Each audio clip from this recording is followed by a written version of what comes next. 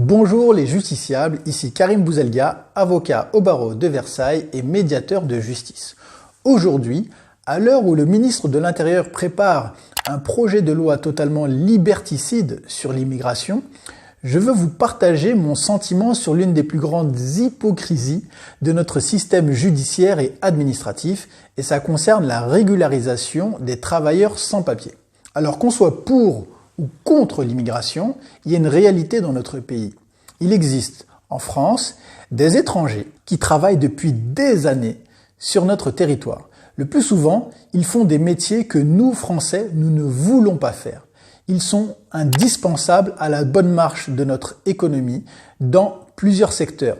Le BTP, la restauration, le nettoyage, l'agriculture, les services à la personne. Alors je ne parle pas des étrangers qui sont délinquants, criminels et qui en effet n'ont pas leur place dans notre pays. Mais en revanche, les étrangers qui travaillent depuis plusieurs années, qui ont des fiches de paye, ils sont sans histoire, ils ont leur famille en France, ils cotisent, ils payent des impôts. Bref, à un moment donné, il faut se poser la question de qu'est-ce que l'on fait de ces personnes? Est-ce qu'on les expulse ou est-ce qu'on les régularise? Alors restez bien attentifs jusqu'au bout de la vidéo et abonnez-vous si ce n'est pas déjà fait.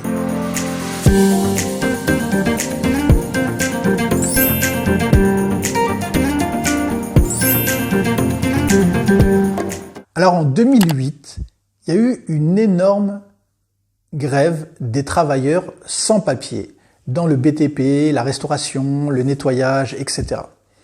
Avec ce mouvement de grève, soutenu par des syndicats comme la CGT, etc., eh bien, les ministres ont découvert que dans les grands restaurants parisiens, dans le BTP et même à l'Assemblée nationale, il y avait des travailleurs sans papier. J'ai travaillé dans l'Assemblée nationale pendant 1 an et demi.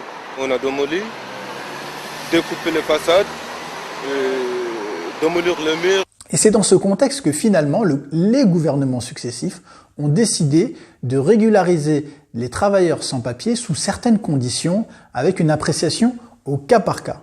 Et finalement, cela a donné lieu à une circulaire que l'on appelle la circulaire Valls du 28 novembre 2012 qui a uniformisé les critères pour toutes les préfectures et qui a instauré un certain nombre de cas où on pouvait régulariser, par exemple, les parents d'enfants scolarisés, les mineurs devenus majeurs, les femmes victimes de violences conjugales.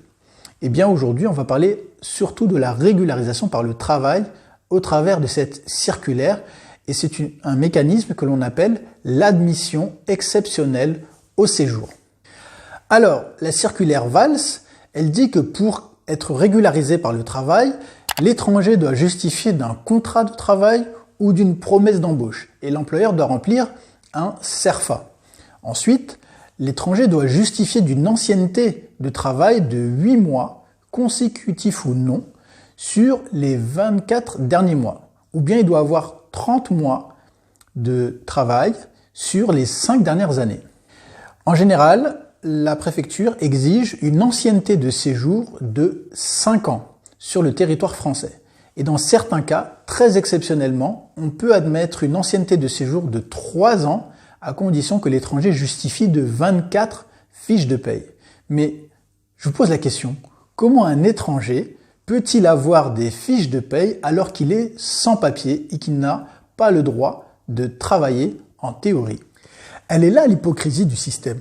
On demande à des sans-papiers d'avoir des fiches de paye pour avoir les papiers. Alors d'où vient cette hypocrisie de l'administration? Le premier élément, c'est ce que je vous expliquais tout à l'heure. En 2008, lorsqu'il a fallu régulariser les ouvriers en grève, eh bien on leur a demandé des fiches de paye. Et ce système s'est installé comme ça. Ensuite, l'administration considère que l'étranger doit pouvoir prendre en charge ses besoins sans bénéficier de l'aide sociale. Et donc, on demande à l'étranger de subvenir à ses propres besoins et de ne pas être une charge pour le système de protection sociale français. Sauf que quand on va au bout de la logique, qu'on le veuille ou non, ce système, il incite les étrangers indirectement à faire de faux papiers à un moment donné pour pouvoir travailler. Papier, il faut que j'ai obligé de sortir des faux papiers, je travaille avec. quartier de la Gare du Nord à Paris. Ici, des dizaines d'agences d'intérim fournissent de la main-d'œuvre aux grandes entreprises du bâtiment. Parce que c'est quasiment le seul moyen qui existe pour avoir un contrat de travail et pour avoir des fiches de paye. Donc, bien sûr, je n'encourage pas ce système de faire des faux papiers. Très souvent, les étrangers vont faire une fausse carte italienne, espagnole, pour pouvoir travailler. Le problème, c'est que s'il pouvait y avoir avant une certaine tolérance de l'administration, aujourd'hui, l'administration est extrêmement sévère avec le recours des fausses cartes pour le travail des travailleurs sans papier. Désormais, les préfectures sont de plus en plus sévères avec ce type de situation et elles délivrent de plus en plus des OQTF, des obligations de quitter le territoire français aux étrangers qui ont utilisé une fausse carte pour travailler, en considérant que l'étranger a fraudé et que la fraude ne peut pas être créatrice de droits. Pire encore, l'étranger va être poursuivi au pénal pour faux et usage de faux. Et j'ai moi-même vu très récemment un étranger condamné à Versailles à 6 mois d'emprisonnement avec sursis pour ce type de fait.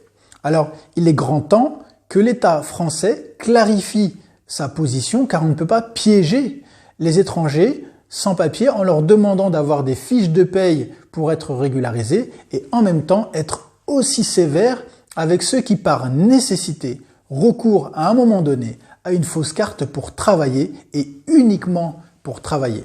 Au fond, c'est tout le système de la régularisation par le travail qu'il faut remettre à plat avec plus de justice envers ceux qui méritent d'être régularisés par le travail. Alors, le débat reste ouvert. Je vous laisse me faire part de votre opinion dans les commentaires et je vous dis à très bientôt pour une prochaine vidéo. Au revoir.